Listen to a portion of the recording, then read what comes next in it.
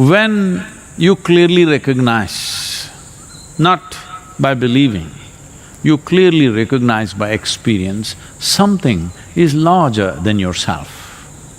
Something is way bigger than you. Slowly you become a devotee. It becomes natural, not a cultivated devotion. Cultivated devotion is you're acting it up. I have always been trying to remind people, there are mostly, I'm saying, most of the people within the yoga center, you can see there is some sense of devotion in every step. But some are… These days I'm coming quietly on an electric machine, but otherwise, I'm driving a diesel car. It is not very quiet. Even if I'm driving right behind them, going, because they hear some car, but they go. Then somebody say, hey, Sadhguru, Sadhguru.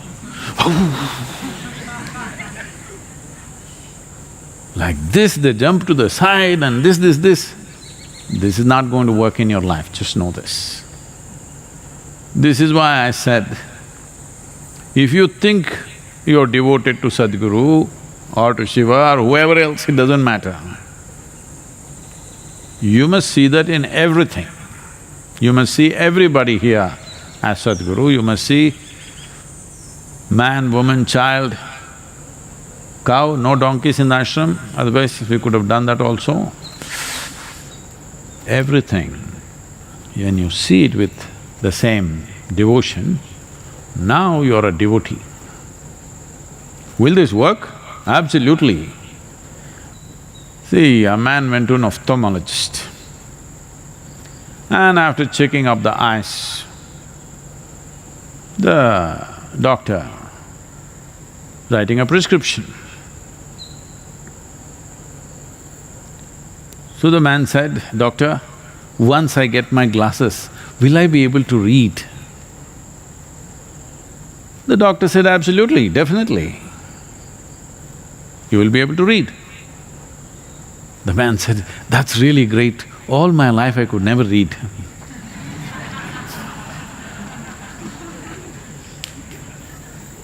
Your devotion is like this.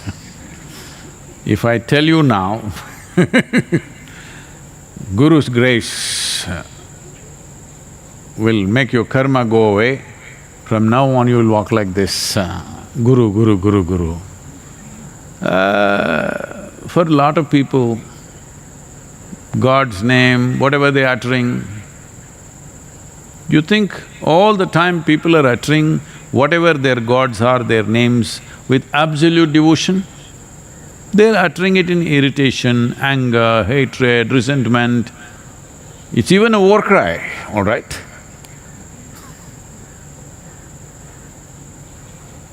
Most of the time, I would say, 98 to 99% of the time, whatever gods people believe in, those gods' names are not uttered in utter devotion. Only 1 or 2% may be uttering. Rest are all uttering it, it's open sesame for them. It's a mantra to get something, that's how you're asking now. Well, this happened.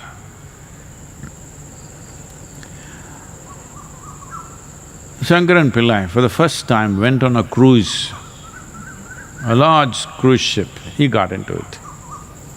First time he is at sea, a little nervous about it. However big the boat is, still even in very big ships, people, many of them, puke endlessly. Because anyway it'll wallow a little bit. So he went to the captain and asked. He was a little nervous about the whole thing, because going off into the ocean in a vessel is like a… So he asked the captain or the captain of the ship,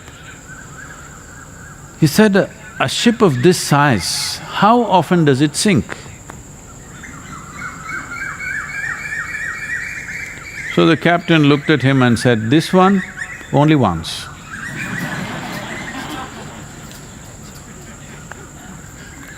You have to sink yourself only once.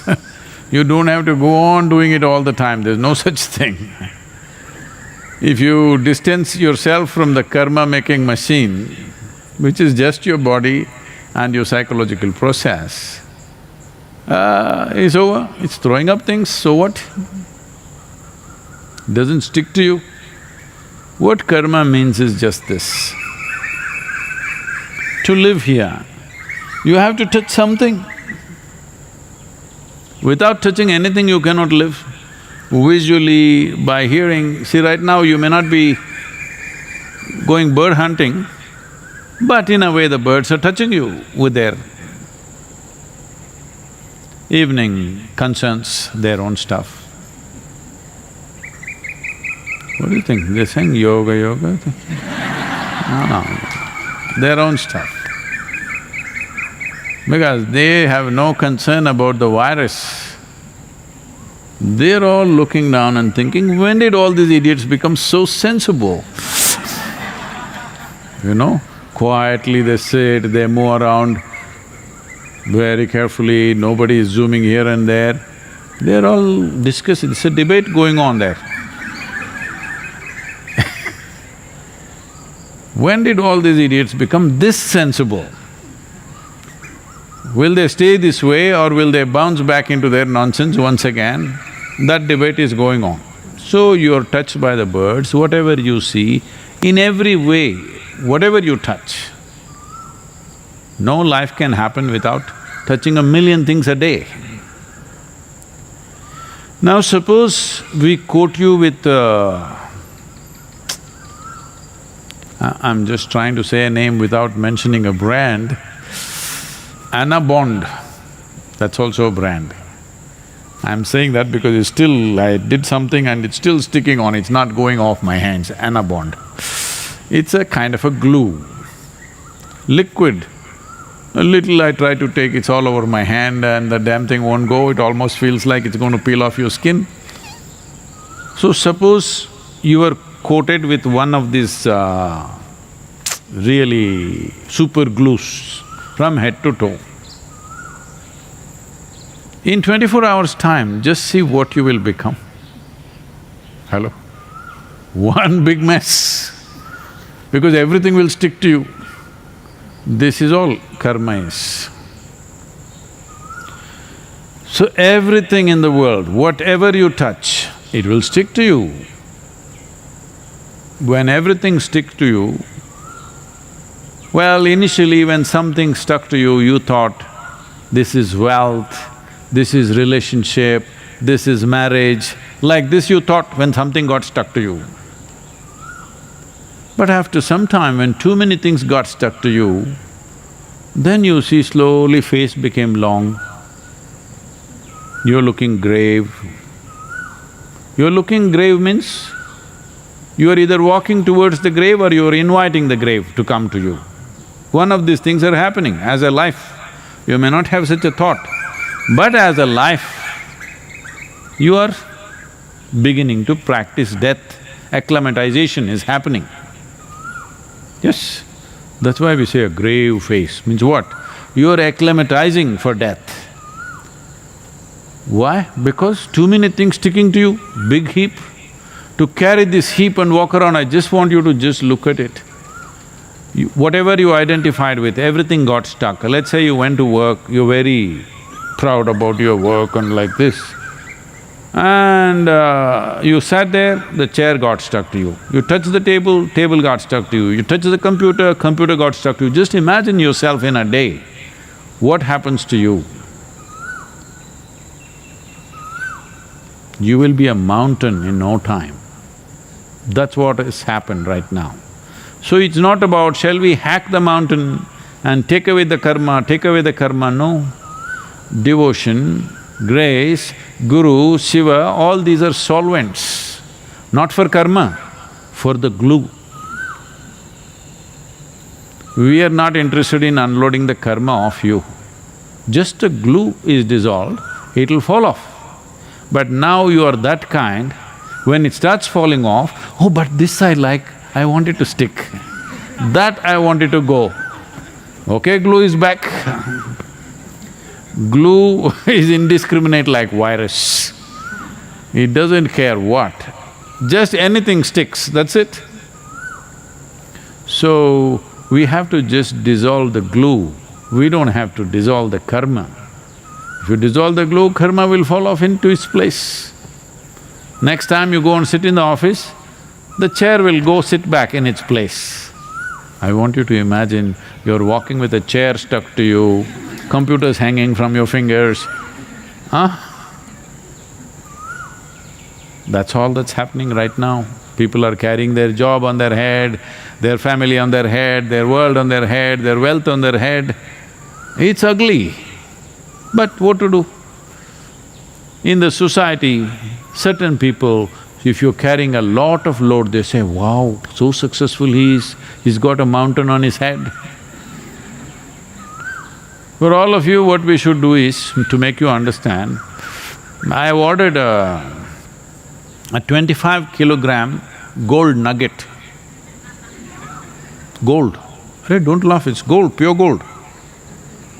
But you must carry it on your head, we'll fix it on your head. 25-kilogram gold nugget. Oh, people will see, what a wealthy man. Walk around and see, you will understand what is the problem of all this. So, don't go about thinking, what will do this, what will do that. All you have to do is just this. If you know how to simply sit here, like you're just born, with the intelligence of an adult, with an adult body which has its own issues, but you can sit here like you're just born. When I say just born, just born, not even eyes open. Because even that little guy, the moment he opens his eyes, meow, he will do. He's got his own stuff. When he's just born, like that if you can sit, simply with an adult body, with an adult intelligence, but not stuck to anything, simply. If you can sit here, that's it. This is what they were holding me to. Sadhguru, you said if you can simply sit with me for a moment, I will liberate you, but now you're going back on your word, 3 days ago they brought it up. I said, if you can simply sit with me, you're forgetting simply. We sat here. Yes, you sat here, so what? Too many things. This happened in Tennessee. A man went to the barber and said, I got a new job and it's very important that I have a really clean shave. That's why I'm here. The barber said, no problem. And he gave him a golf ball and he said, hold it in your mouth. One cheek here, hold it this way, I will shave this way, totally clean, and then this way, totally clean. So, that posture in a barbershop chair, holding the ball like this, he got himself shaved, it came out really clean. Then he said, for a moment I thought I almost swallowed the ball. Suppose I swallow the ball, what happens? And the barber said, no issue, like everybody else, bring it back after 2 days. This is karma. Keeps rotating. You're recycling the same nonsense, how long will you do it? One golf ball is enough to shave 100 people. So, this is happening not because of the activity, not because of the people, not because of the world, not because of the virus. This is happening because you're coated with glue.